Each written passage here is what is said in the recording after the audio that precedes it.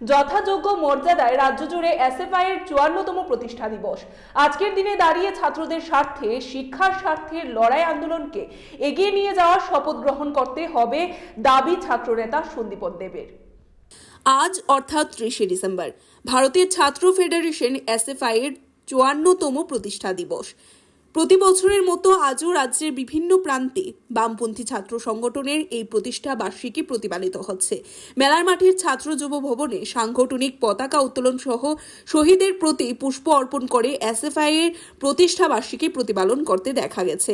সংশ্লিষ্ট কর্মসূচিতে উপস্থিত থেকে সাংবাদিকদের সামনে প্রতিক্রিয়া ব্যক্ত করতে গিয়ে সংগঠনের রাজ্য সম্পাদক সন্দীপন দেব দাবি করেছেন, সূচনা লগ্ন থেকে ছাত্রদের স্বার্থে কাজ এবং শিক্ষার দাবিতে এসএফআই এর লড়াই চলছে এবং এই সময়ের মধ্যে লড়াইয়ের ক্ষেত্রটা অনেকটা কঠিন বলেও সন্দীপন দেব দাবি করেছেন।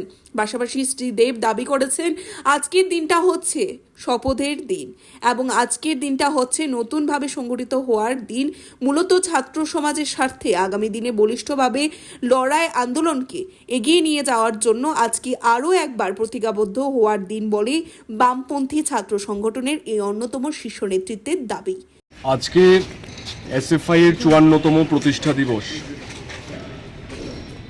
পরাধীন ভারতবর্ষে 1936 সালে সংগঠিত ছাত্র আন্দোলনের সূচনা হয়েছিল সারা ভারত ছাত্র ফেডারেশন প্রতিষ্ঠার মধ্য দিয়ে।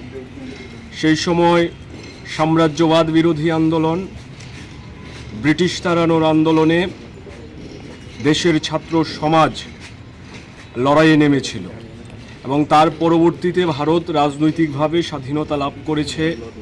স্বাধীনতার পর সব ছাত্রের শিক্ষা, সব ছাত্রের কাজ, এই দাবিতে আন্দোলন সংগ্রাম এগিয়ে নিয়ে যাওয়ার চেষ্টা হয়েছে। তীব্র মতাদর্শগত সংগ্রামের জঠরে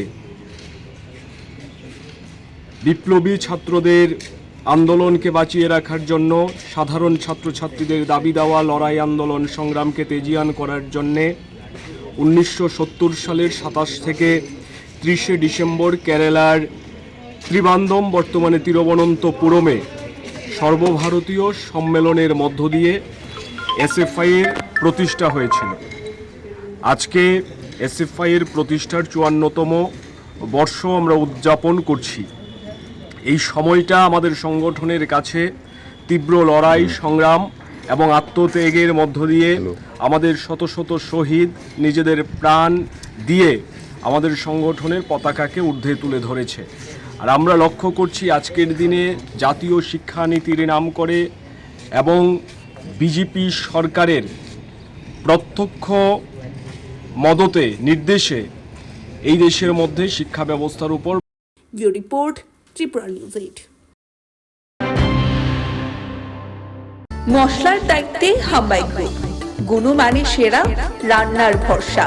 হাম্বাই গুরু মশলা সম্পূর্ণ প্রাকৃতিক, অপার গুণ ও উপকারিতায় পরিপূর্ণ। হাম্বাই গুরু মশলা। যদি কেমিক্যাল ফ্রি, কালার ফ্রি, প্রকৃত স্বাদের মশলা খেতে চান তবে আপনার রান্নাঘরে চাই হাম্বাই গুরু মশলা। রান্নায় শুধুমাত্র তোমাকেই চাই হাম্বাই গুরু মশলা।